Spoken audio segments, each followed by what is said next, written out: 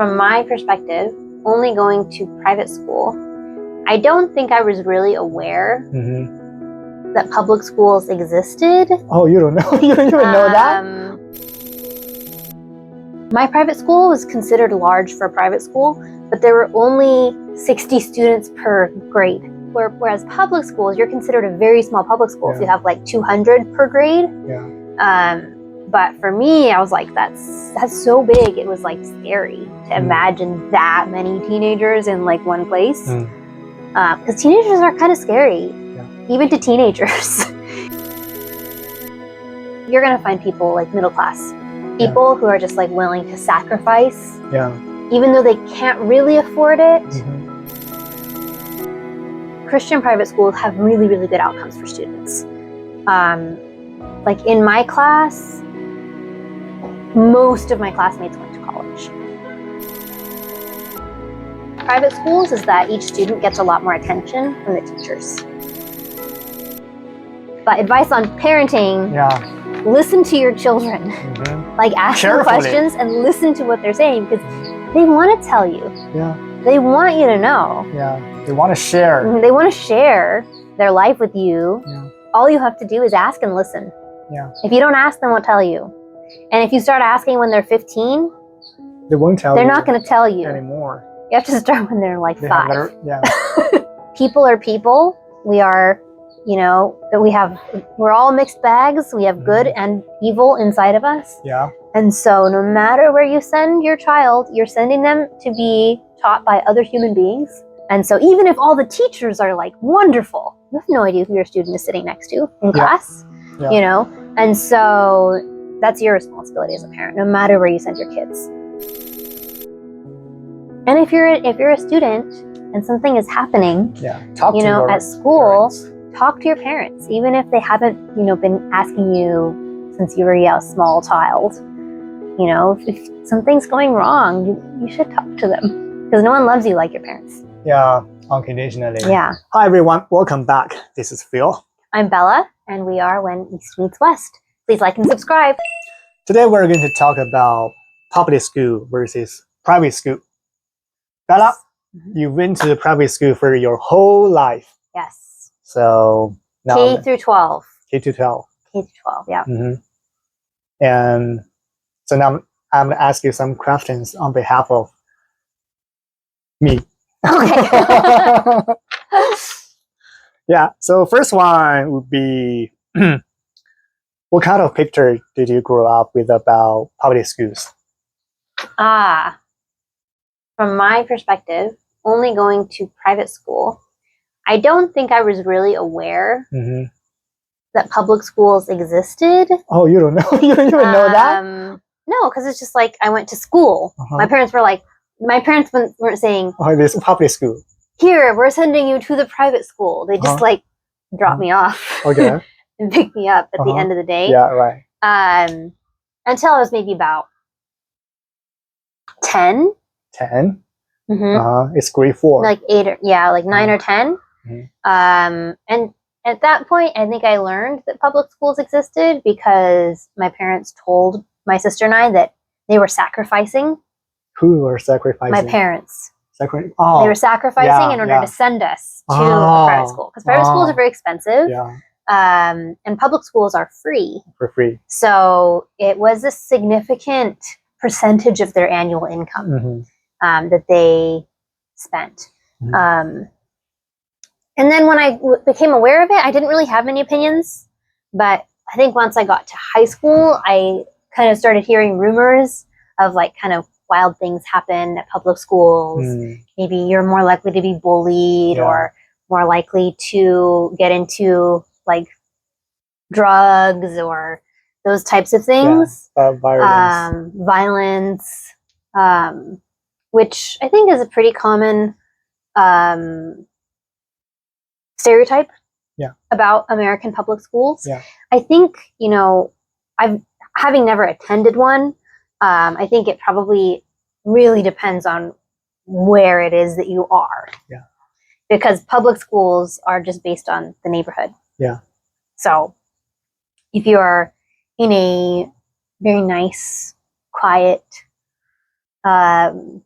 well-to-do neighborhood, you're probably going to go to a more chill public school. If you're in a small town, it's going to be small.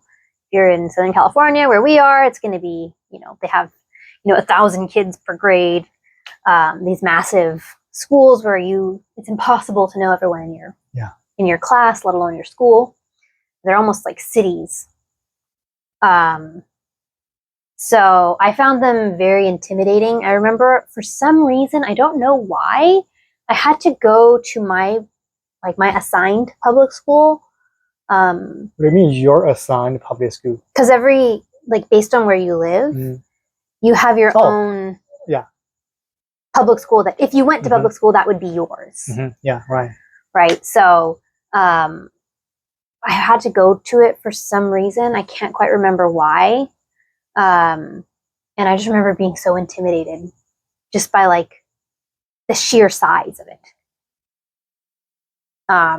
So my private school was considered large for a private school, but there were only 60 students per grade.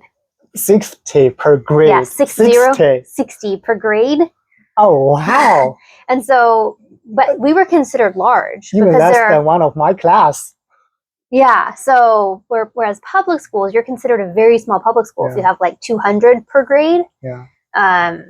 Most have more than 200 per grade. But for me, I was like, that's so big. It was scary to imagine that many teenagers in one place. Because teenagers are kind of scary. Yeah. Even to teenagers.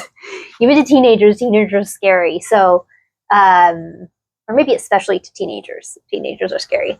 But yeah, that's what I remember thinking about public schools as a kid. They're big, scary, too many people, unknown. You might get bullied. Yeah, all the dark side of it. Yeah, so that's kind of what I thought of. But public schools have a lot of benefits to them. Definitely. And so we can, I'm sure, get into that as well. Yeah. By the way, when you say private school, does it mean that Christian school? Yes, most, if not almost most. I'm not saying all. Most American private schools are religious private schools. But there is non-religious private school. There are non-religious private schools. Super elite. Yeah, those are more for elite prep schools. For example, I think probably the top prep school in the country. People might come at me, but I think it's probably Exeter. If I had to choose one, it would be Exeter and New Hampshire. Okay. The one you told me before. Yeah, and it's very you have to apply to get in. Yeah. I think the tuition. You have to be privileged to be picked up. Yeah, the tuition is more than college. Yeah. It's a boarding school, so you live there. That's not a religious institution, as far as I know. I know of one in Los Angeles called Harvard Prep, which is quite large. And super expensive. Very expensive, and not religious, as far as I know. But their goal is to get kids into the elite universities. Ivy college. Yeah.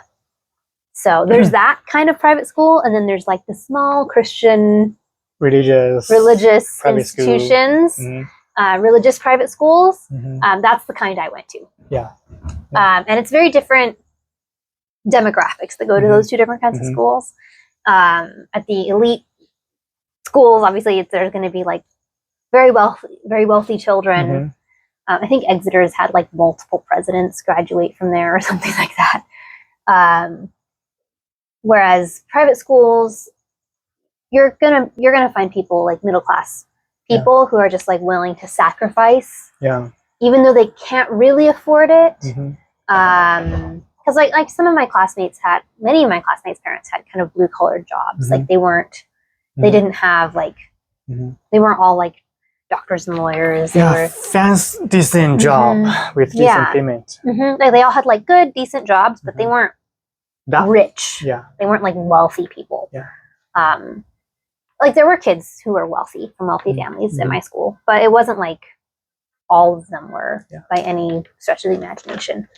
So, and those people, like, they sacrifice because they want their kids to be educated in a Christian environment, in an environment that's going to like influence them like in a good moral direction, and to help to protect their kids from some of the temptations that might come at a public school. So I think that so there's those two kinds of school. There's a third kind of school, or a fourth kind of school, because we talked about three already. So public schools, private schools, elite private. So Christian private schools, elite private schools, and just while we're talking about this, Christian private schools have really, really good outcomes for students. Like in my class, most of my classmates went to college. So you have like an over 90% chance of going to college from a Christian private school, whereas public schools definitely do not have 90% of their students going to college. So you do get like a very good, solid education at Christian schools. And they really encourage further education after high school. But it's kind of a different, it's not what an elite school is. So just because someone's in a private school does not mean they're in like this like elite kind of category. Rich. Yes, exactly. So, but then there's another kind of school. It's called a charter school. What? A charter school. Charter school. Yeah. So these are actually public schools, but you can apply for like a charter where you say like, I want to start my own kind of like privately run and operated school using public funds. And they usually have like a different emphasis than the normal public school would have. Like I heard of one that was started, I think, in San Francisco, where this group of parents wanted their children to learn Chinese. Okay. And so they created a charter for a charter school where half the classes were taught in Chinese from the time you're like 5. Right? So the parents were like, I want my kids to be fluent in Chinese. And some of the kids that went to the school were Chinese and some of the kids were not. And the parents were like, I want my kids to know Chinese even though I don't speak Chinese. And so I'm going to send them to this charter school that's kind of like a hybrid between public and private because it's run and operated by a private person with their own particular agenda. But it's also free. Oh, it's free. Yeah, because it's a public system. It's still part of the public system. Yeah. So charter schools are never religious though, because as part of the Constitution of the United States, you have separation of church and state, so you can't use public funds to support religious organizations. So those are kind of like the 4 main types of schools in the United States. Yeah. Public, charter, Christian private, elite private, and elite private schools. Yeah. Yeah. You rank them by. I was kidding. Right. So you just mentioned when the first time you encountered with public school, you know the existence of public school. And so my question would be, when you first started meeting friends who came from public school, did anything about them surprise you?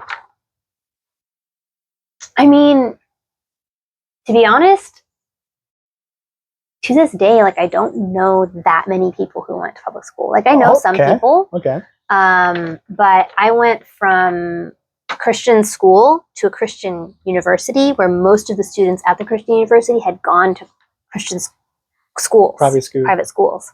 So most of the people that I knew, well, pretty much all the people I knew, share the same background. K-12 were from my school. So you're pretty they were from my school. With each other. Yeah. And then like I grew up with the same 60 people from the time I was 5 to the time I was 18. Yeah. And there were some people that obviously like switched in and out, but you know, give or take. Yeah. And then I went to a university where everyone who was there had also gone to Christian private school because I went to a Christian university. So people who value Christian education tend to continue to value it in university. Yeah. And so they tend to kind of just continue in that Even zone. in postgraduate. Yeah. So I had a few friends who had gone to public schools who went to my university, but like, I remember it being kind of like, oh, wow, what was that like? You know, like a very Curious, you know, and they never said anything too exciting. They're like, I don't know, it was fine, you know? And I mean, to answer your question, like, I didn't notice anything different about them. Okay, because you know nothing about them. Like, they're just people, you know? Yeah.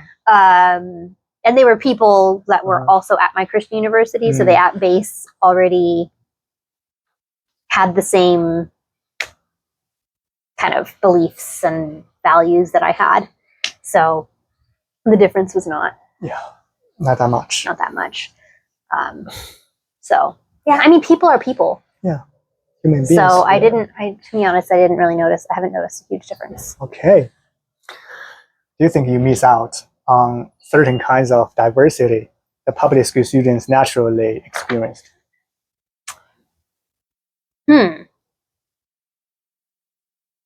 Yeah, definitely there are certain kinds. I mean, my school was very racially diverse. We had probably our largest percentage of students were Hispanic. Oh, Hispanic? From like different countries in South America and Central America. And then, you know, we had like, of course, like white kids and Asian kids and black kids. There were some kids from India. We had a very strong exchange student program. So in my class of 60, there were 10 Chinese exchange students. So 1, yeah. That's a large percentage of the 7. Yeah, that's a large percentage of the student body is all of a sudden Chinese. Yeah. And so, and not even they weren't Chinese American, they were just Chinese. Like Chinese. Yeah. So, and we had like Korean exchange students. So we had like different. I feel like I was very much exposed to different cultures. We even had a German exchange student. That was kind of cool.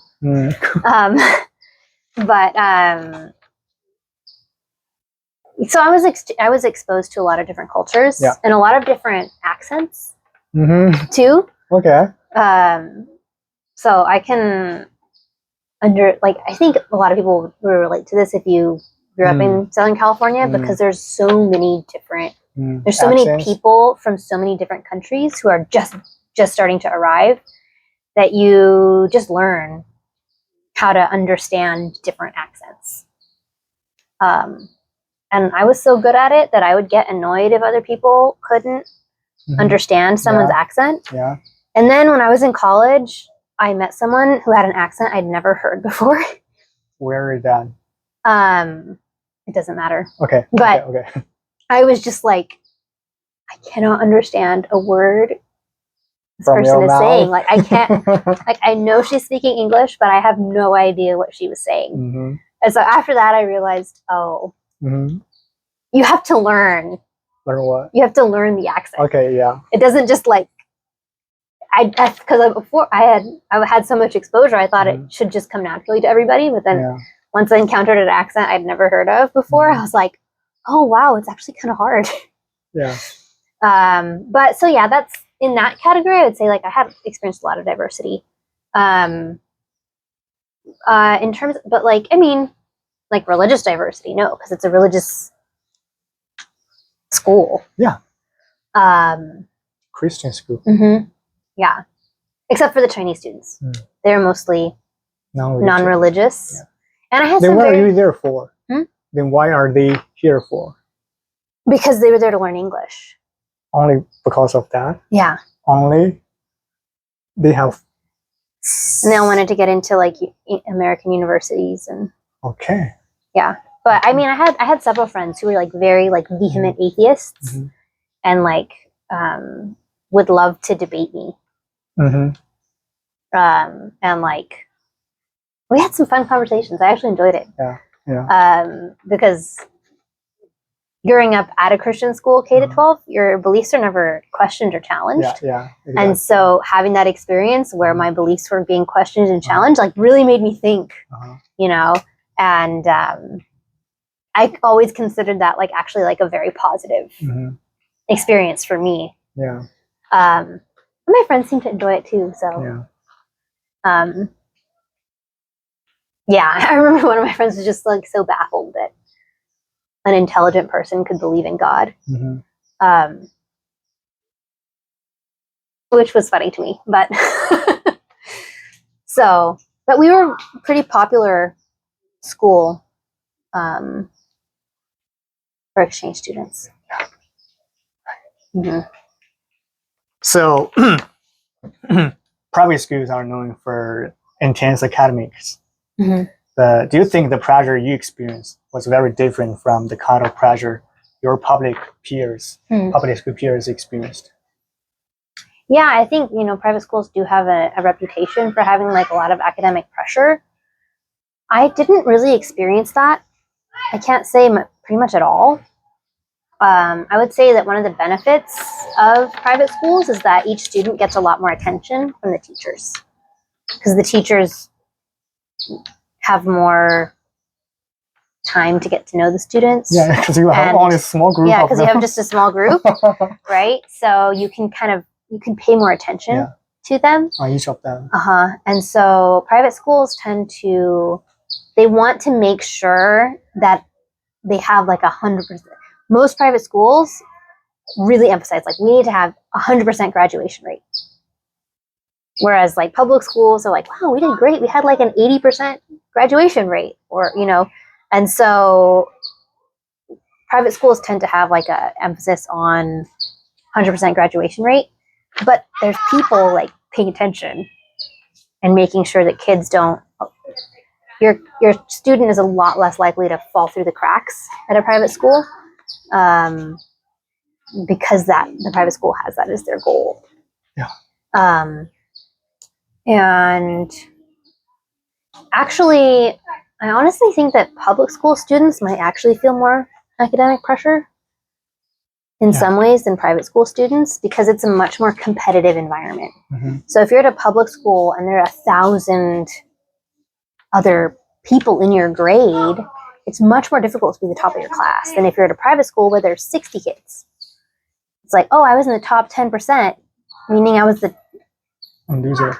Meaning, you know, I was, you know, number 100, right? In a private school, top 10% is like number 5 in the school, right? So it's kind of easier to get more opportunities to show your abilities and to show like leadership qualities, you know, so it's much easier to get, like, I was a class officer 3 out of 4 years.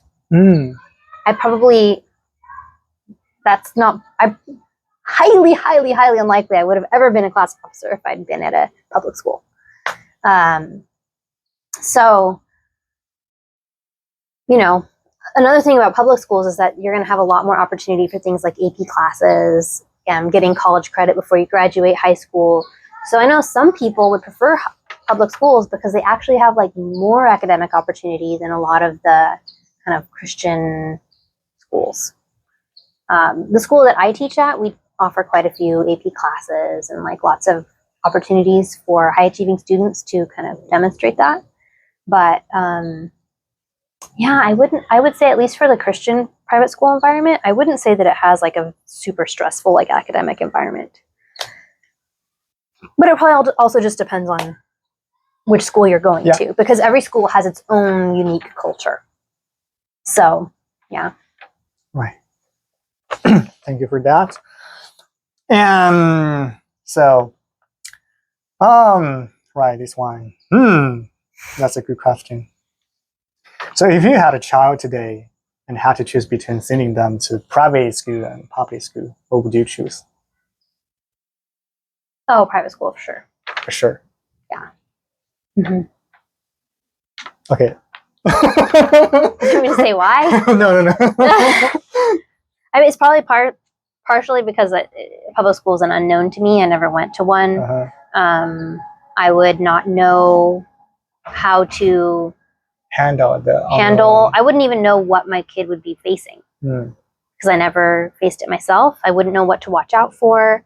I wouldn't know what to warn them about, how to prepare them. I wouldn't know any of that stuff. So I would feel very nervous to send my own child into an environment that I'd never been in before.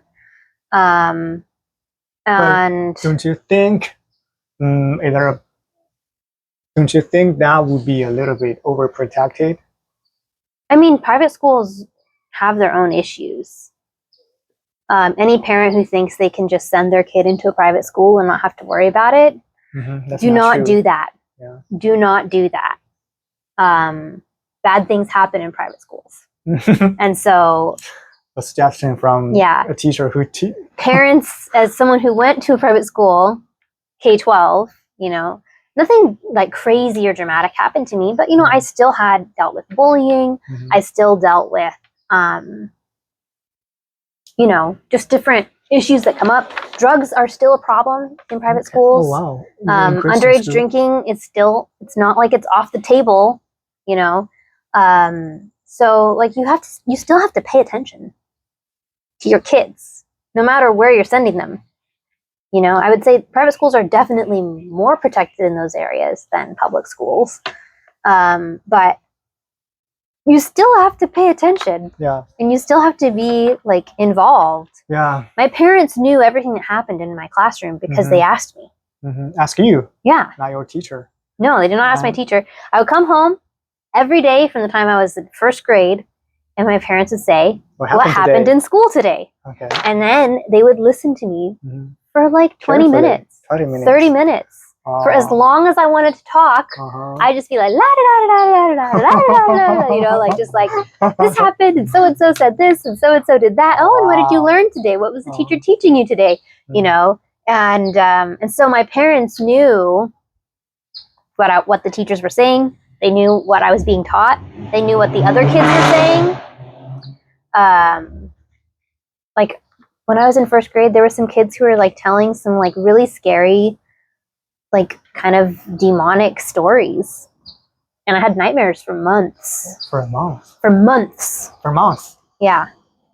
But my parents knew everything that was going on because they just listened.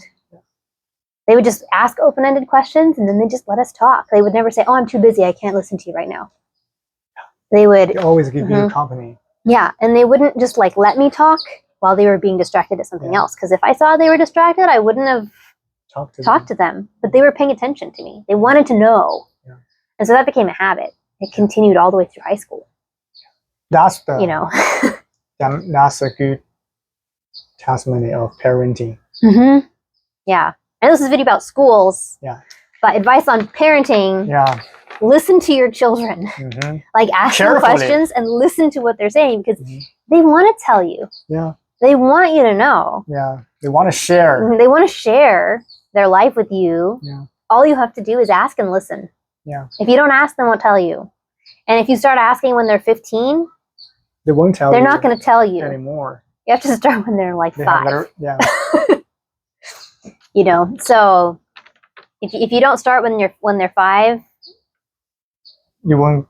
I mean, I'm not saying like the best. They say this: the best day to plant a tree was 20 years ago. The second best day to plant a tree right now is today. Yeah. So don't give up if your kid's already 7, but the earlier the better, I guess is what I'm saying. Yeah. But yeah, I mean, no matter where you send your kids to school, whether it's public school, private school, charter school, whatever, it doesn't matter. Elite school, wealthy enough. It doesn't matter. Yeah. You as a parent have responsibility to know what's going on in your child's life. You have to be involved in your kids. And no matter how wonderful the school, there are wonderful schools out there. No matter how wonderful the school is, just know people are people. We are, that we're all mixed bags. We have good and evil inside of us. Yeah. And so no matter where you send your child, you're sending them to be taught by other human beings, and you're sending them to be friends with other human beings who are being raised in homes where you have no idea what's going on in those homes. And so even if all the teachers are like wonderful, you have no idea who your student is sitting next to in class, you know? And so that's your responsibility as a parent, no matter where you send your kids. So take care of your children. Listen to them. And if you're a student and something is happening, talk to your at school, parents. Talk to your parents, even if they haven't, been asking you since you were a small child. If something's going wrong, you should talk to them, because no one loves you like your parents. Yeah, unconditionally. Yeah.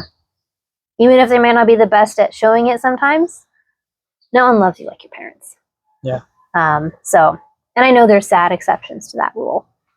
But generally speaking,